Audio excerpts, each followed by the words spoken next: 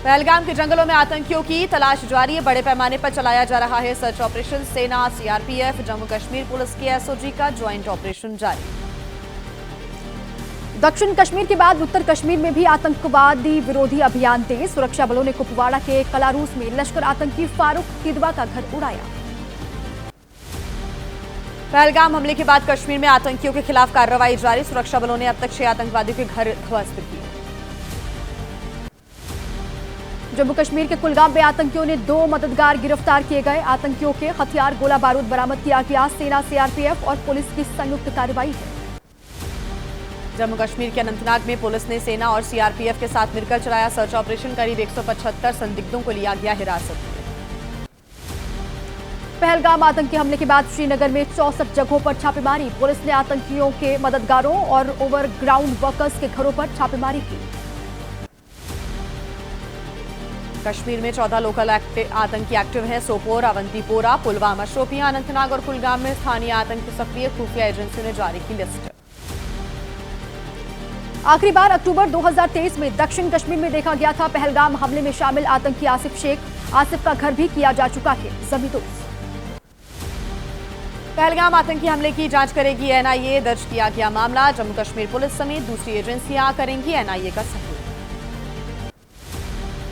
पाकिस्तानी नागरिकों के भारत छोड़ने का आज आखिरी दिन है। अटारी बॉर्डर पर लगी भारी भीड़। मेडिकल वीजा भी सिर्फ 29 अप्रैल तक वैध है। भारतीय सेना का पाकिस्तान को सीधा संदेश। सोशल मीडिया पर वीडियो शेयर किया और कहा, ऑपरेशनली रेडी ऑलवेज। भारत की कार्रवाई से डरा आतंकी संगठन टीआरएफ। पहलगाम आतंकी हमले में हाथ होने से इनकार किया। पहले ली थी हमले की जिम्मेदारी। कश्मीर से लौटने के बाद सेना प्रमुख जनरल उपेंद्र द्विवेदी ने दिल्ली में रक्षा मंत्री राजनाथ सिंह से मुलाकात की। मौजूदा हालात की जानकारी दी। सुरक्षा व्यवस्था पर हुई बातचीत। जम्मू कश्मीर के कुपवाड़ा में सुरक्षा बलों को बड़ी कामयाबी हाथ लगी है। माछिल इलाके में आतंकी ठिकानों का भंडाफोड़ किया गया। AK-47 समेत कई हथियार, गोला बारूद बरामद। बिलावल भुट्टो की गीदड़ भपकियों पर केंद्रीय जल शक्ति मंत्री CR पाटिल का पलटवार। बोले, हम ऐसी धमकियों से नहीं डरते। हरियाणा के मंत्री अनिल विज ने पाकिस्तान पर बोला हमला। कहा, इनके पास आटा पहले ही नहीं था, अब पानी भी बंद हो गया। केंद्रीय मंत्री हरदीप सिंह पुरी ने पाकिस्तान को बताया पतनशील देश। कहा, उसे पहलगाम आतंकी हमले की चुकानी पड़ेगी भारी कीमत। बीजेपी सांसद निशिकांत दुबे ने की बांग्लादेश के साथ गंगा जल संधि रद्द करने की मांग। कहा, बांग्लादेश पानी पीकर जिएगा हमसे, गाएगा पाकिस्तान से। पहलगाम आतंकी हमले के बाद कश्मीर में अगले आदेश तक ट्रैकिंग स्थगित की गई है। पहलगाम के ऊपरी इलाकों में पहले से ही बंद है पर्यटकों और ट्रैकर्स की आवाजाही। ईरान के राष्ट्रपति ने प्रधानमंत्री नरेंद्र मोदी को फोन कर पहलगाम आतंकी हमले की कड़ी निंदा की। जताई संवेदना। भारत पाकिस्तान में मध्यस्थता की पेशकश भी कर चुका है ईरान। पहलगाम आतंकी हमले को लेकर मिस्र के विदेश मंत्री ने एस जयशंकर से फोन पर बात की। आतंकवाद का डटकर मुकाबला करने पर चर्चा। देश भर में पहलगाम आतंकी हमले के खिलाफ गुस्सा है। चंडीगढ़ में सड़कों पर उतरे लोग। पाकिस्तान के खिलाफ प्रोटेस्ट किया गया। और आइए पहलगाम आतंकी हमले से जुड़ी कुछ और बड़ी खबरें आपको दिखा देते हैं फटाफट अंदाज में।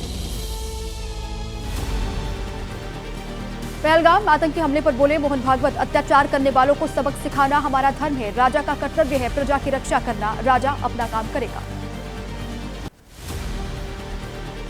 असम के सीएम हिमंता बिस्वा शर्मा ने सिंधु जल संधि को बताया नेहरू की सबसे बड़ी रणनीतिक भूल। कहा, पीएम मोदी ने इसे अन्याय पर किया ऐतिहासिक प्रहार।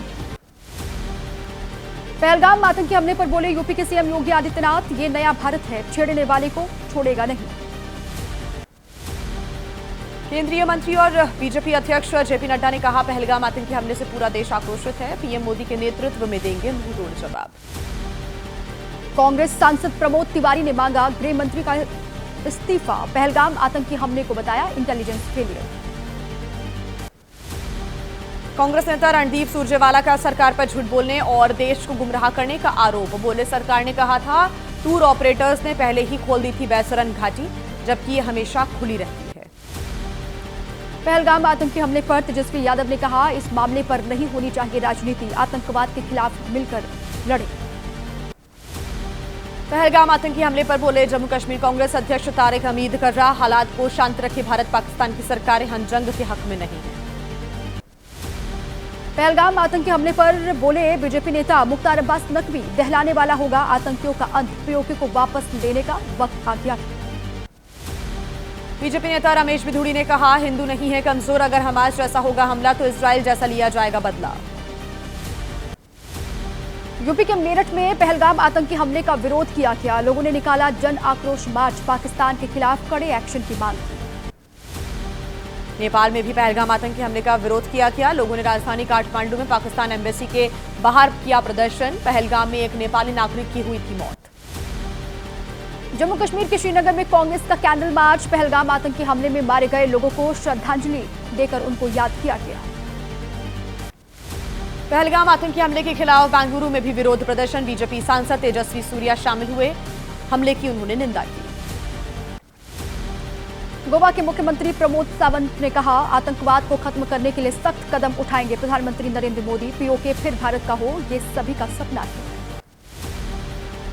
पहलगाम हमले को लेकर कर्नाटक के सीएम सिद्धारमैया ने पीएम मोदी को घेरा, कहा सर्वदलीय बैठक में नहीं हुए शामिल लेकिन बिहार में चुनावी रैली की। कर्नाटक के मुख्यमंत्री सिद्धारमैया ने कहा उठाए जाने चाहिए कड़े कदम, लेकिन युद्ध की नहीं है कोई जरूरत। जम्मू के आरएसपुरा सेक्टर में ऑक्ट्रॉय पोस्ट पर बीएसएफ की बीटिंग द रिट्रीट से पहले पहलगाम आतंकी हमले में मारे गए लोगों को दी गई श्रद्धांजलि। पहलगाम आतंकवादी हमले के बाद कश्मीर में घोड़ा खच्चर वालों का रोजगार ठप हो गया, एबीपी न्यूज से कहा आतंकवादियों के खिलाफ हो कड़ी कार्रवाई। भारत पाकिस्तान में तनाव के बीच जम्मू में बंकरों की सफाई हो रही है, पाकिस्तानी सीमा से सटे आखिरी गांव त्रेवा के लोग बंकरों की सफाई में जुटे हुए नजर आए। पूर्व केंद्रीय मंत्री मणिशंकर अय्यर ने फिर विवादित बयान दिया कि अय्यर ने पहलगाम आतंकी हमले को देश के बंटवारे का नतीजा बताया। जम्मू कश्मीर के कुपवाड़ा में अज्ञात हमलावर ने एक शख्स को गोली मारी, हमले में घायल व्यक्ति को हंदवाड़ा के गवर्नमेंट मेडिकल कॉलेज में भर्ती कराया गया, मामले की जांच कर रही पुलिस। अब आगे बढ़ते हुए 8 सेकंड में आपको देश की राजनीति से जुड़ी तमाम बड़ी खबरें दिखाते हैं। आज मन की बात करेंगे प्रधानमंत्री नरेंद्र मोदी, सुबह 11 बजे मन की बात साझा करेंगे पीएम मोदी। मन की बात का ये होगा 121वां एपिसोड। सीएम योगी आदित्यनाथ का आज 3 जिलों में दौरा, हरदोई, शाजापुर और हापुड़ पहुंचेंगे सीएम। एक्सप्रेसवे निर्माण कामों का करेंगे निरीक्षण, हापुड़ के बाद दिल्ली के लिए हो जाएंगे रवाना।